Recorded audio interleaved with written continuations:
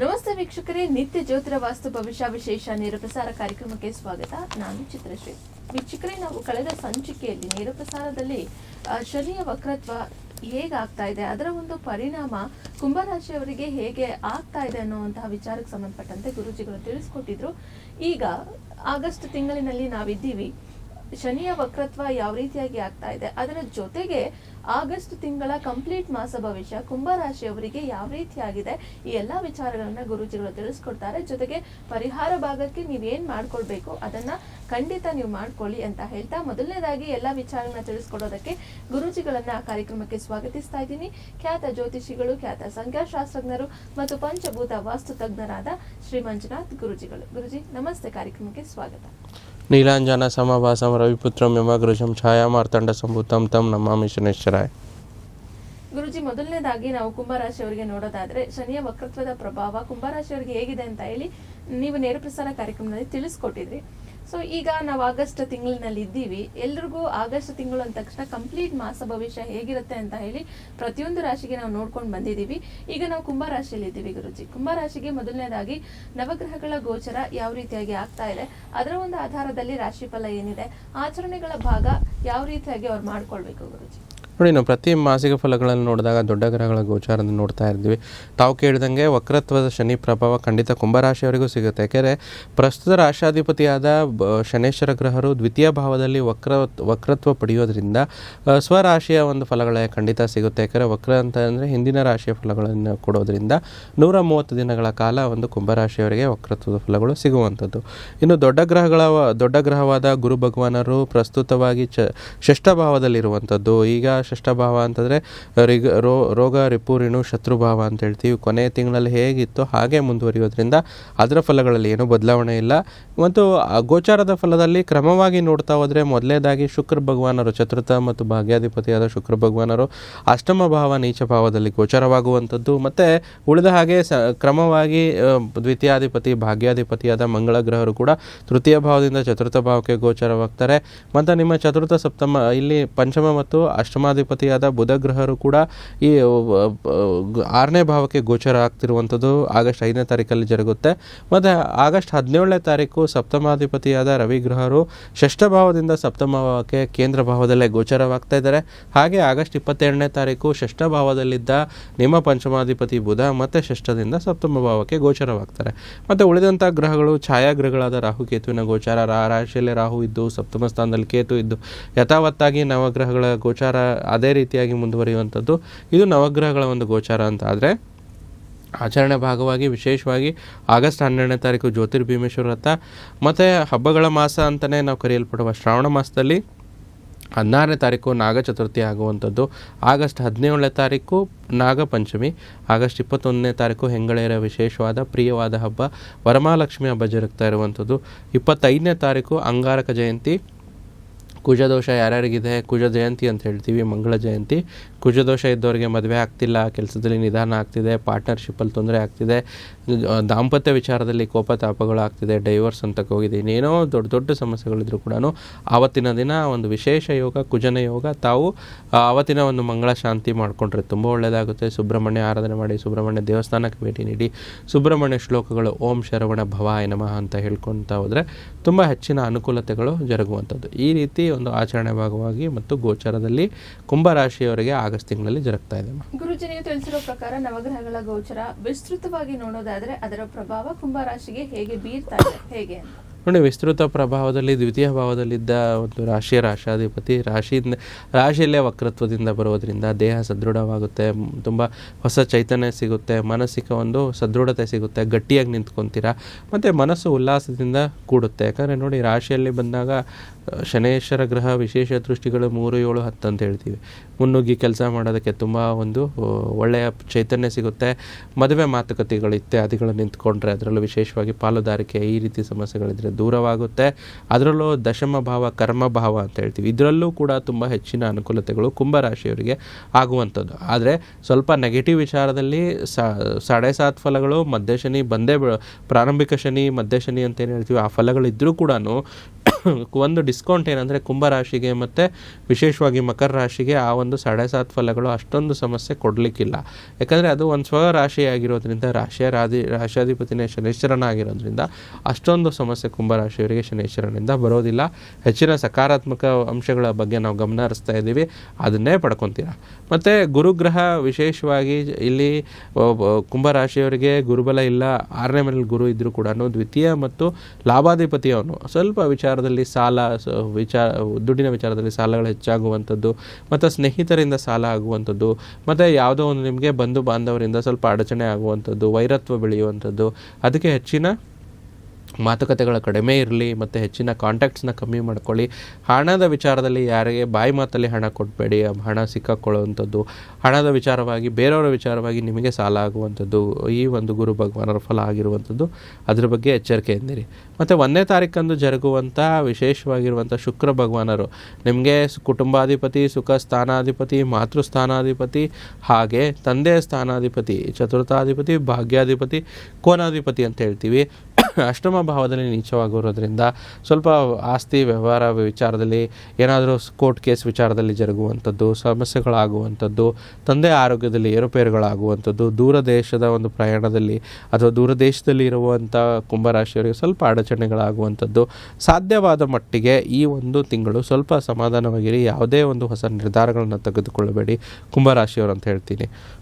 ಆಮೇಲೆ ವಿಶೇಷವಾಗಿರುವಂಥ ಮಂಗಳ ಗ್ರಹ ದ್ವಿತೀಯಾಧಿಪತಿ, ಭಾಗ್ಯಾಧಿಪತಿ ಮಂಗಳ ಗ್ರಹ ತೃತೀಯ ಭಾವದಲ್ಲಿದ್ದು ಚತುರ್ಥ ಭಾವಕ್ಕೆ, ವಿಶೇಷವಾಗಿ ಕುಂಭರಾಶಿಯವರಿಗೆ ಚತುರ್ಥ ಪಂಚಮ ಭಾವಕ್ಕೆ ಹೋಗೋದ್ರಿಂದ ಹೆಚ್ಚಿನ ಅನುಕೂಲತೆಗಳು, ಪೂರ್ವ ಪುಣ್ಯ ಅಂತ ಹೇಳ್ತೀವಿ. ತೃತೀಯಾಧಿಪತಿ, ದಶಮಾಧಿಪತಿ ಪಂಚಮ ಭಾವಕ್ಕೆ ಹೋಗೋದ್ರಿಂದ ಒಂದು ಶಿಕ್ಷಣಕ್ಕೆ ಸಂಬಂಧಿತವಾಗಿರುವಂಥ ವಿಚಾರದಲ್ಲಿ ಹೆಚ್ಚಿನ ಅನುಕೂಲತೆ ಆಗುತ್ತೆ, ಪ್ರಾಪರ್ಟಿ ಖರೀದಿ ವಿಚಾರದಲ್ಲಿ ಹೆಚ್ಚಿನ ಅನುಕೂಲ ಆಗುತ್ತೆ, ಮುಂದುವರೆದು ಮಾಡುವಂಥ ಎಲ್ಲ ಒಂದು ಅನುಕೂಲತೆಗಳು ಕೂಡ ಬರುತ್ತೆ. ಮತ್ತು ಅದೇ ರೀತಿ ಬುಧ ಗ್ರಹರು ನಿಮಗೆ ವಿಶೇಷವಾಗಿ ಬುಧ ಗ್ರಹ ಕುಂಭರಾಶಿಯವರಿಗೆ ಪಂಚಮ ಸ್ಥಾನ ಮತ್ತು ಅಷ್ಟಮ ಸ್ಥಾನ ಅಧಿಪತಿ ಅಂತ ಹೇಳ್ತೀವಿ.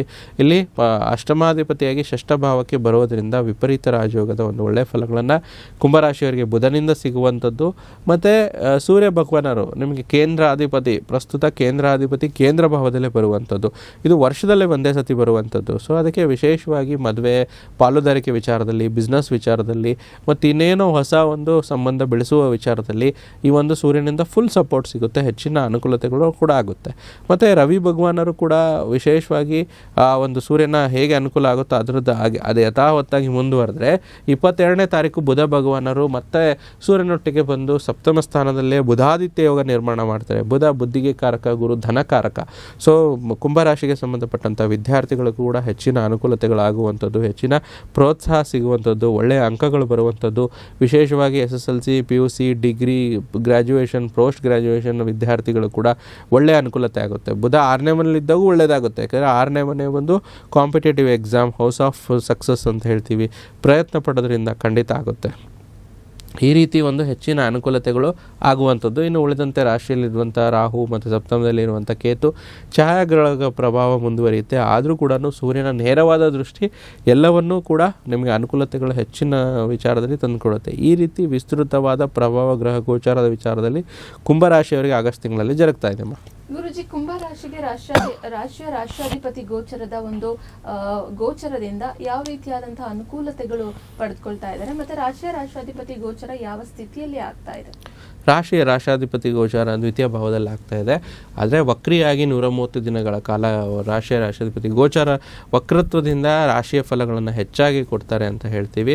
ಇನ್ನು ಸಾಮಾನ್ಯವಾಗಿ ನೋಡೋದಾದರೆ ಈ ಕುಂಭರಾಶಿಯವರಿಗೆ, ಅದರಲ್ಲೂ ವಿಶೇಷವಾಗಿ ಆರ್ಟಿಸ್ಟು ಮತ್ತು ಸ್ಕಿಲ್ಡ್ ವರ್ಕರ್ಸಿಗೆ ತುಂಬ ಒಂದು ಒಳ್ಳೆಯ ಅರ್ನಿಂಗ್ಸ್ ಚೆನ್ನಾಗುತ್ತೆ. ಮತ್ತು ಕೆಲಸ ಕಾರ್ಯಗಳಲ್ಲಿ ಒಂದು ಇಂಪಾರ್ಟೆಂಟ್ ಪ್ರಾಜೆಕ್ಟ್ ಇರ್ಬೋದು, ಅದರಲ್ಲಿ ಲೀಡರ್ಶಿಪ್ ರೋಲ್ ನಿಮಗೆ ಸಿಗುತ್ತೆ. ಮತ್ತು ಯಾರ್ಯಾರು ಕೆಲಸನ ಹುಡುಕ್ತಾ ಇದ್ದಾರೆ ಒಂದು ಕುಂಭರಾಶಿಯವರಿಗೆ, ಅವರಿಗೆ ತುಂಬ ಒಂದು ಒಳ್ಳೆ ಹೆಚ್ಚಿನ ಅನುಕೂಲ ಆಗುತ್ತೆ. ಮತ್ತು ಪ್ರಮೋಷನ್ ಸಿಗೋರಿಗೆ ತುಂಬ ಒಂದು ಒಳ್ಳೆ ಗುಡ್ ನ್ಯೂಸ್ ಅಂತ ಹೇಳ್ತೀವಿ. ಅದರಲ್ಲೂ ಫ್ರೀಲ್ಯಾನ್ಸರ್ಸು ಇದರ ವಿಚಾರದಲ್ಲಿ ಏನಾದರೂ ಹಣ ಕೊಟ್ಟು ಕೆಲಸ ಕೊಡ್ತಾರೆ ಅಂಥೇಳಿ ಒಂದು ವಿಚಾರದಲ್ಲಿ ನಂಬಿಸಿ ಮೋಸ ಹೋಗುವಂಥದ್ದು, ಅದ್ರ ಬಗ್ಗೆ ಎಚ್ಚರಿಕೆ ಇರಿ. ಆದರೆ ವಿಶೇಷವಾಗಿ 22ನೇ ತಾರೀಕು ನಂತರ ಬುಧ ಕೂಡ ಸಪ್ತಮ ಸ್ಥಾನದಲ್ಲಿ ಬರೋದ್ರಿಂದ ಮಾರ್ಕೆಟಿಂಗ್ ಪ್ರಾಜೆಕ್ಟು ಮತ್ತು ಯಾವುದೋ ಒಂದು ಹೊಸ ಎಂಟರ್ಪ್ರಿನರ್ಶಿಪ್ ಐಡಿಯಾ ನಿಮಗೆ ಹೆಚ್ಚಿನ ಲಾಭ ತಂದು ಕೊಡುತ್ತೆ. ಅದರ ಜೊತೆಯಲ್ಲಿ ನೀವು ಪ್ರತಿಯೊಂದು ವಿಚಾರದಲ್ಲಿ ಒಂದು ಹೊಸ ಆಯಾಮದ ಕಡೆ ಜೀವನವನ್ನು ಮುಂದೂಡ್ತೀರಾ. ಇನ್ನು ಸಾಮಾನ್ಯವಾಗಿ ನೋಡೋದಾದರೆ ನೂತನ ವ್ಯಕ್ತಿಗಳ ಪರಿಚಯ, ಧನಧಾನ್ಯ ವ್ಯಾಪಾರದಲ್ಲಿ ವೃತ್ತಿ, ಉದ್ಯೋಗದಲ್ಲಿ ಬದಲಾವಣೆ, ಸ್ಥಾನಪಲ್ಲಟತಿ, ಮುಂಬಡ್ತಿ, ಈ ರೀತಿ ಹೆಚ್ಚಿನ ಅನುಕೂಲತೆಗಳು ಹೆಚ್ಚಾಗಿ ಜರುಗುತ್ತೆ. ಇನ್ನು ಶುಕ್ರನ ಗೋಚಾರದ ಆಗೋದ ನಂತರ ಏನಾಗುತ್ತೆ ಅಂದರೆ ಶುಕ್ರ ವಿಶೇಷವಾಗಿ ಕಲೆಗೆ ಸಂಬಂಧಪಟ್ಟಂಥ ಹೆಚ್ಚಿನ ಅನುಕೂಲತೆಗಳಾಗುತ್ತೆ. ನೀವೇನಾದ್ರು ಆರ್ಟಿಸ್ಟ್ ಆಗಿದ್ದರೆ ಡ್ರಾಯಿಂಗು, ಈ ರೀತಿ ಸಿನಿಮಾ ನಟರಿಗೂ ಹೆಚ್ಚಿನ ಅನುಕೂಲತೆಗಳಾಗಿರುತ್ತೆ, ಒಂದು ಸಕ್ಸಸ್ ಅಂತ ಸಿಗುತ್ತೆ. ಸೊ ಬುಧನಿಂದ ಕೂಡ ಒಂದು ಒಳ್ಳೆಯ ಲೈಫ್ ಪಾರ್ಟ್ನರ್ ನೀವು ಎಕ್ಸ್ಪೆಕ್ಟ್ ಮಾಡ್ಬೋದು. ಯಾಕೆಂದರೆ ಬುಧ ನಿಮಗೆ ಪಂಚಮಾಧಿಪತಿ, ಅದರಲ್ಲೂ ಕುಂಭರಾಶಿಯವರು ಪ್ರೀತಿ ಪ್ರೇಮ ಯಾರು ಇಷ್ಟಪಡ್ತಾ ಇರ್ತಾರೋ, ಮನೇಲಿ ಹೇಳಬೇಕಂತ ಕಾಯ್ತಿರ್ತಾರೋ ಅವ್ರು ಖಂಡಿತ ಆಗಸ್ಟ್ 17 ಆದ ನಂತರ ಹೇಳಿ ಖಂಡಿತ ಲಾಭ ಸಿಗುವಂಥದ್ದು, ಅನುಕೂಲತೆಗಳು ಹೆಚ್ಚಾಗುತ್ತೆ. ಈ ನೀವು ಒಂದು ಜೀವನ ಸಂಗಾತಿ, ಲೈಫ್ ಪಾರ್ಟ್ನರ್, ಬಿಸ್ನೆಸ್ ಪಾರ್ಟ್ನರ್ ವಿಚಾರದಲ್ಲಿ ಹೆಚ್ಚಿನ ಅನುಕೂಲತೆ ಇರುತ್ತೆ. ಅದರಲ್ಲೂ ವಿಶೇಷವಾಗಿ ವಿದೇಶ ಪ್ರಯಾಣ ಮಾಡುವಂಥವ್ರು, ವಿದೇಶದಲ್ಲಿ ಕೆಲಸಕ್ಕೆ ಹೋಗುವವರು, ವಿದೇಶದಲ್ಲಿದ್ದು ಕೆಲಸ ಮಾಡೋರು, ಇಂಪೋರ್ಟ್ ಎಕ್ಸ್ಪೋರ್ಟ್ ಬಿಸ್ನೆಸ್ ಮಾಡ್ತಾ ಇರೋರಿಗೆ ಹೆಚ್ಚಿನ ಅನುಕೂಲ. ಮತ್ತು ಸ್ವಲ್ಪ ನೋಡೋದಾದರೆ ಜನ್ಮ ಶನಿಯ ವಿಚಾರದಲ್ಲಿ ಪ್ರಭಾವ ಇರುತ್ತೆ. ಅದರಿಂದ ಸ್ವಲ್ಪ ನೆಗೆಟಿವಿಟಿ ಕೊಟ್ಟರು ಕೂಡ ಆ ಪೂರ್ಣ ಪ್ರಮಾಣದ ಸಾಡೆ ಇರೋದಿಲ್ಲ. ಯಾಕಂದರೆ ಆ ಒಂದು ಸ್ವಕ್ಷೇತ್ರದ ಒಂದು ಶನೇಶ್ವರ ಸ್ವಕ್ಷೇತ್ರ ಅಂತ ಹೇಳ್ತೀವಿ, ಸ್ವಲ್ಪ ವಾಕ್ಚಾತುರ್ಯ ಅಗತ್ಯವಾಗಿರುವಂಥದ್ದು, ವೃಥ ಓಡಾಟ, ಮಾನಸಿಕ ಕಿರಿಕಿರಿ, ಯಾವುದೇ ಕೆಲಸ ಆಗದೇ ಇರುವಂಥದ್ದು, ಕೈಗೆ ಬಂತದ್ದು ಬಾಯಿಗೆ ಬರದೇ ಇರುವಂಥದ್ದು ನಿಧಾನ ಆಗ್ಬೋದು. ಆದರೆ ಸಮಾಧಾನವಿರಲಿ. ಮತ್ತು ಸಾಮಾನ್ಯವಾಗಿ ನೋಡಿದರೆ ವ್ಯವಹಾರಗಳಲ್ಲಿ ಲಾಭ ತಂದು ಕೊಡುವಂಥದ್ದು, ತಂದೆ ತಾಯಿಯಿಂದ ಲಾಭ, ಪ್ರಶಂಸೆಗೆ ಒಳಗಾಗ್ತೀರಾ, ಪಿತ್ರಾರ್ಜಿತ ಆಸ್ತಿಗಳು ಸಿಗುವಂಥ ಯೋಗ, ಹೊಸ ಉದ್ಯೋಗದಲ್ಲಿ ನಿಮಗೆ ಜಯಪ್ರಾಪ್ತಿ, ಉತ್ತಮವಾಗಿರುವಂಥ ಪ್ರಯಾಣ ಕೂಡ ಇರುತ್ತೆ. ವಿದೇಶ ಒಂದು ಪ್ರಯಾಣದ ಬಗ್ಗೆ ಆಲೋಚನೆ ಮಾಡಿ ಪ್ರಯತ್ನ ಪಟ್ಟರೆ ಖಂಡಿತ ಚೆನ್ನಾಗಿರುತ್ತೆ. ಆಮೇಲೆ ವಿಶೇಷವಾಗಿ ರೈತರಾಗಿರ್ಬೋದು, ವ್ಯಾಪಾರಸ್ಥರಾಗಿರ್ಬೋದು, ಈ ಮಾಸದಲ್ಲಿ ಒಂದು ವ್ಯಾಪಾರ ವಹಿವಾಟುಗಳು ತುಂಬ ಚೆನ್ನಾಗಿರುತ್ತೆ. ಅದರಲ್ಲೂ 17ನೇ ತಾರೀಕು ನಂತರ ಉದ್ಯೋಗದಲ್ಲಿ ಸ್ವಲ್ಪ ಸ್ಥಾನ ಪಲ್ಲಟ ಅಂತ ಹೇಳ್ತೀವಿ, ಪ್ರಮೋಷನ್ ಅಂತ ಹೇಳ್ತೀವಿ, ಅದರ ವಿಚಾರದಲ್ಲಿ ಚೆನ್ನಾಗಾದರೆ ದೊಡ್ಡ ದೊಡ್ಡ ವ್ಯಾಪಾರಗಳಿಗೆ, ಕೈಗಾರಿಕೋದ್ಯಮಿಗಳಿಗೆ ಮತ್ತು ಲೋಹ ತೈಲ ವ್ಯಾಪಾರಿಗೆ ಅಧಿಕ ಲಾಭ. ಕುಟುಂಬದಲ್ಲಿ ಸಂತಸದ ವಾತಾವರಣ ನಿರ್ಮಾಣ, ಬಂಡವಾಳ ಹೂಡಿಕೆಗೆ ಈ ತಿಂಗಳು ತುಂಬ ಚೆನ್ನಾಗಿದೆ. ಷೇರು ವ್ಯವಹಾರದಲ್ಲಿ ಕೂಡ ಹೆಚ್ಚಿನ ಲಾಭ ನಿಮಗೆ ಸಿಗುವಂಥದ್ದು. ಮೃಷ್ಟಾಂಗ ಭೋಜನ ರಾಜಕೀಯ ವ್ಯಕ್ತಿಗಳಿಗೆ ಅದ್ಭುತವಾಗಿದೆ. ಸ್ಥಾನ ಗಟ್ಟಿಯಾಗುತ್ತೆ, ಪದವಿ ಪ್ರಾಪ್ತಿಯಾಗುವಂಥದ್ದು, ಸರ್ಕಾರಿ ಉದ್ಯೋಗಗಳು ಕೂಡ ಚೆನ್ನಾಗಿರುವಂಥದ್ದು. ಮನೋರಂಜನೆಗೆ ಹೆಚ್ಚಿನ ಆಸಕ್ತಿ ಕೊಡ್ತೀರಾ, ಕುಟುಂಬದ ಜೊತೆ ಕಾಲ ಕಳೀತೀರಾ, ಸಹೋದರ ಸಹೋದರಿಯರಿಂದ ಒಂದು ಸಹಾಯ ಸಿಗುವಂಥದ್ದು. ದೀರ್ಘಕಾಲದ ಪ್ರಯಾಣಿಕರಿಗೆ, ದೊಡ್ಡ ದೊಡ್ಡ ವ್ಯಾಪಾರಗಳಿಗೆ ಮತ್ತಷ್ಟು ಅಧಿಕವಾಗಿ ಲಾಭ ಇರುತ್ತೆ. ಕುಟುಂಬದಲ್ಲಿ ಏನೋ ಒಂದು ನೆಮ್ಮದಿ ವಾತಾವರಣ ನಿರ್ಮಾಣ, ಸ್ವಲ್ಪ ವಾಹನ ಚಲನೆಯಲ್ಲಿ ಎಚ್ಚರಿಕೆ ಇರಿ. ಯಾಕಂದರೆ ರಾಶಾಧಿಪತಿ ನೀಚವಾದಾಗ ದೊಡ್ಡ ದೊಡ್ಡ ಆಕ್ಸಿಡೆಂಟ್ಸು, ಡೆಂಟ್ಸ್ ಆಗುವಂಥ ಚಾನ್ಸಸ್ ತುಂಬ ಜಾಸ್ತಿ ಇರುತ್ತೆ. ಮಾನಸಿಕವಾಗಿ ಕುಗ್ಬೇಡಿ. ಪ್ರತಿಯೊಂದು ವಿಚಾರದಲ್ಲಿ ಏನೇನು ನಡೀತಾ ಇದೆ ಅಂತ ಎದುರಿಸಿ ಅದರಿಂದ ನೀವು ಹೊರಗಡೆ ಬರುವ ವಿಚಾರ ನೀವು ಖುಷಿಯಾಗಿ ಪಡ್ತೀರಾ. ಸಂತಾನಾಪೇಕ್ಷಿತ ದಂಪತಿಗಳಿಗೆ ತುಂಬ ಒಳ್ಳೆಯ ಲಾಭ ಮತ್ತು ಹಿರಿಯರ ಆಶೀರ್ವಾದ ಪಡ್ಕೊಳ್ಳಿ, ಸುಖ ಪ್ರಾಪ್ತಿ. ಷಡ್ಯಂತ್ರಗಳ ಬಗ್ಗೆ ಸ್ವಲ್ಪ ಎಚ್ಚರಿಕೆಯಿಂದಿರಿ. ಸ್ನೇಹಿತರಿಂದ ಒಳ್ಳೆಯ ಅನುಕೂಲ ಆಗುವಂಥ ಸಾಧ್ಯತೆ, ಮನೆಯಲ್ಲಿ ಶುಭ ಕಾರ್ಯ ಜರುಗುವಂಥದ್ದು. ಆದರೆ ವಾಹನ ಚಲನದಲ್ಲಿ ವಾಹನ ಅಥವಾ ಸ್ನೇಹಿತನ ವಾಹನ ಹಿಂದೆ ಕೂತ್ಕೊಂಡು ಹೋದರೆ ತುಂಬ ಒಳ್ಳೆಯದಂತ ಹೇಳ್ತಾ ಇದ್ವಿ. ಬೆಲೆ ಬಾಳುವ ವಸ್ತು ಬಗ್ಗೆ ಗಮನವಿರಲಿ, ಕಳೆದುಕೊಳ್ಳುವಂಥ ಸಾಧ್ಯತೆ ಇರುತ್ತೆ, ಜಾಗೃತಿಯಿಂದಿರಿ. ಇನ್ನು ವಿಶೇಷವಾಗಿ ಗುರುಬಲ ಇಲ್ಲ, ಆದರೆ ಶನೇಶ್ವರ ಬಲ ಇರೋದರಿಂದ ಗುರು ಒಂದು ಒಳ್ಳೆ ಪೊಸಿಷನ್ಸ್ ಕೊಡುವಂಥದ್ದು. ಸೊ ಕುಜನ ಒಂದು ರಿಸಲ್ಟ್ 50-50 ಅಂತ ಹೇಳ್ತೀವಿ. ಈ ರೀತಿ ಒಂದು ಫಲಗಳನ್ನು ನಾವು ನೋಡ್ಬೋದಲ್ಲ. ಗುರುಜಿ, ಇನ್ನು ಕುಂಭರಾಶಿಯಲ್ಲಿ ಬರ್ತಕ್ಕಂಥ ನಕ್ಷತ್ರಗಳ ಅನುಸಾರ ಯಾವೆಲ್ಲ ಫಲಗಳನ್ನ ನಾವು ನೋಡ್ಬೋದು, ಜೊತೆಗೆ ಪರಿಹಾರ ಭಾಗಕ್ಕೆ ಆಗಸ್ಟ್ ತಿಂಗಳಿನಲ್ಲಿ ಮಾತ್ರ ಕುಂಭರಾಶಿಯವರು ಏನ್ ಮಾಡ್ಕೊಳ್ಬೇಕು? ಕುಂಭರಾಶಿಯವರಿಗೆ 3 ಪ್ರಮುಖ ನಕ್ಷತ್ರಗಳು ಧನಿಷ್ಠ, ಶತಭಿಷ, ಪೂರ್ವಭಾದ್ರ ಅಂತ ಹೇಳ್ತೀವಿ. ಆಫೀಸ್ ಕೆಲಸ ಕಾರ್ಯಗಳಲ್ಲಿ ಪ್ರೊಫೆಷನಲ್ ವರ್ಕ್ಗೆ ಸಂಬಂಧಿಗೆ ತುಂಬ ಒಂದು ಒಳ್ಳೆಯ ಅನುಕೂಲತೆ ಆಗುತ್ತೆ. ಶತಾಭಿಷ ನಕ್ಷತ್ರದವರು ಆದಷ್ಟು ಯಾರು ಬಿಸ್ನೆಸ್ ವುಮೆನ್ ಇರ್ತಾರೋ ಅವರು ಬಿಸ್ನೆಸ್ನ ಎಕ್ಸ್ಪ್ಯಾಂಡ್ ಮಾಡೋಕ್ಕೆ ನೋಡ್ತಾರೆ. ಪೂರ್ವಭಾದ್ರ ನಕ್ಷತ್ರ ಕುಂಭರಾಶಿಯವರು ನೀವು ಆದಷ್ಟು ಒಂದು ಡೆಕೋರೇಷನ್, ಅದರಲ್ಲೂ ವಿಶೇಷವಾಗಿ ಆಫೀಸ್ ಡೆಕೋರೇಷನ್ಗೆ ಈ ತಿಂಗಳಲ್ಲಿ ಖರ್ಚು ಮಾಡ್ಬೋದು. ಮತ್ತು ಹೊಸ ಒಂದು ನ್ಯೂ ಚೇರು ಮತ್ತು ಗೆಜೆಟ್ಸು ಆ ಥರ ಏನಿದ್ರೆ ಕೂಡ ಲೈಫಲ್ಲಿ ಆ್ಯಡ್ ಆಗುತ್ತೆ. ಪರಿಹಾರ ಇಷ್ಟೇ, ಆದಷ್ಟು ಒಂದು ಸಾಸಿವೆ ಎಣ್ಣೆ ದೀಪವನ್ನು ಗೋಧೂಳಿ ಸಮಯದಲ್ಲಿ ತುಳಸಿ ಮಾತೆಗೆ ಅದನ್ನು ಅಂಟಿಸುವಂಥದ್ದು ತುಂಬ ಒಳ್ಳೆಯದು. ಮತ್ತು ಬಿಳಿ ಹೂಗಳನ್ನು ಕೊಡುವಂಥದ್ದು ಅಥವಾ ಚಂದನದ ಒಂದು ಪೇಸ್ಟನ್ನು ಕೊಡುವಂಥದ್ದು ಪಂಡಿತರಿಗೆ ಶುಕ್ರವಾರದ ತುಂಬ ಒಳ್ಳೆಯದಾಗುತ್ತೆ. ದುರ್ಗಾ ಮಾತೆ, ಲಕ್ಷ್ಮೀ ಮಾತೆ ಅಥವಾ ಶಿವನ ಆರಾಧನೆ ಮಾಡೋದ್ರಿಂದ ಈ ಒಂದು ತಿಂಗಳು ಕುಂಭರಾಶಿಯವರಿಗೆ ತುಂಬ ಚೆನ್ನಾಗಿರುತ್ತೆ. ಗುರುಜಿ, ಇಷ್ಟೊತ್ತು ಕೂಡ ನಮ್ಮ ಜೊತೆ ಇದ್ದು ಕುಂಭರಾಶಿಗೆ ಸಂಬಂಧಪಟ್ಟಂತೆ ಆಗಸ್ಟ್ ತಿಂಗಳ ಕಂಪ್ಲೀಟ್ ಒಂದು ಭವಿಷ್ಯವಾಣಿನ ತಿಳಿಸ್ಕೊಟ್ಟಿದ್ದೀರಾ, ಮತ್ತೆ ಪರಿಹಾರ ಭಾಗವನ್ನು ಕೂಡ ನಮ್ಮ ವೀಕ್ಷಕರಿಗೆ ತಿಳಿಸ್ಕೊಟ್ಟಿದ್ದೀರಾ. ಗುರುಜಿ, ಧನ್ಯವಾದಗಳು. ಕೃಷ್ಣಾರ್ಪಣ ವಸ್ತು. ವೀಕ್ಷಕರೇ, ಈ ಕಾರ್ಯಕ್ರಮವನ್ನು ಇಲ್ಲಿಗೆ ಮುಗಿಸ್ತಾ ಇದ್ವಿ. ಬಹುಮುಖ್ಯವಾಗಿ ಕುಂಭರಾಶಿಯವರಿಗೆ ಶನಿ ವಕ್ರತ್ವದ ಪ್ರಭಾವ ಎಷ್ಟು ಮಟ್ಟಿಗೆ ಏನು ಒಂದು ಪರಿಹಾರವನ್ನ ಅಂದ್ರೆ ಒಂದು ಲಾಭವನ್ನ ತಂದು ಕೊಡ್ತಾ ಇದೆ. ಸೊ ಎಲ್ಲಾ ವಿಚಾರನ ಗುರುಜಿಗಳು ಸಹ ತಿಳಿಸ್ಕೊಟ್ಟಿದ್ದಾರೆ. ಪರಿಹಾರ ಭಾಗಕ್ಕೆ ಗುರುಜಿಗಳು ಏನ್ ತಿಳಿಸಿದ್ದಾರೆ ಅದನ್ನ ಖಂಡಿತ ಮಾಡ್ಕೊಳ್ಳಿ, ಒಳ್ಳೆದಾಗ್ಲಿ. ಇವತ್ತಿನ ಸಂಚಿಕೆಯನ್ನು ಇಲ್ಲಿಗೆ ಮುಗಿಸ್ತಾ ಮುಂದಿನ ಸಂಚಿಕೆಯಲ್ಲಿ ಭೇಟಿಯಾಗೋಣ. ನೋಡ್ತಾ ಇರಿ ಪ್ರಗತಿ ಟಿವಿ, ಇದು ನಿಮ್ಮಿಂದ ನಿಮಗಾಗಿ.